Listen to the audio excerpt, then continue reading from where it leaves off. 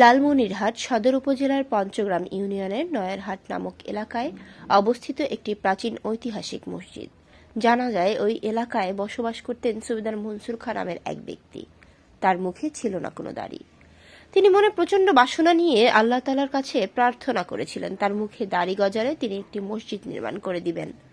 পরে আল্লাহ তাআলার অশেষ রহমতে তার মুখে দাড়ি গজালে সুবেদার মনসুর খাঁ 1176 হিজরি সনে মসজিদটি নির্মাণ করেন।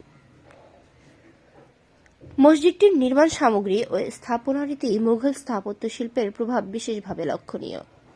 মসজিদটির দৈর্ঘ্য 42 ফিট ও প্রস্থ 16 ফিট। মসজিদের উপরিভাগের এক সারিতে 3টি গম্বুজ ও 4 কোণে নকশা করা 4টি বুরুজ রয়েছে। 3টি দরজা, 12টি মিনার মসজিদ শোভাবর্ধক হিসেবে আজও দৃশ্যমান। তবে মনসুর খাঁর দাড়িহীনতার কারণে ফার্সি ভাষায় মসজিদটির নামকরণ করা হয় নিদারিয়া মসজিদ। সেখানে মুসল্লিরা নিয়মিত নামাজ আদায় করেন। মসজিদটির পাশেই দাঁড়িয়ে রয়েছে একটি কবর। ধারণা করা হচ্ছে মসজিদটি সুবেদার মনসুর খাঁর। তবে মোগল আমলে নির্মিত স্বল্প পরিসরের মসজিদটিতে নামাজের স্থান সংকুলান না হওয়ায় মসজিদটির উঠানে দেয়াল ঘেঁষে একটি টিনের চালা করে নামাজ আদায় করা হচ্ছে, যা মসজিদটি নয়নাভিরাম প্রেক্ষাপটকে কিছুটা বাধাগ্রস্ত করেছে।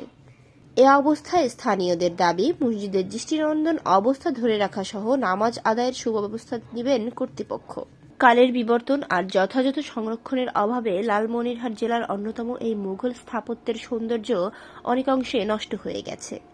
কর্তৃপক্ষ এটি সংরক্ষণে প্রয়োজনীয় ব্যবস্থা নেবেন এমন প্রত্যাশা এই অঞ্চলের মানুষের।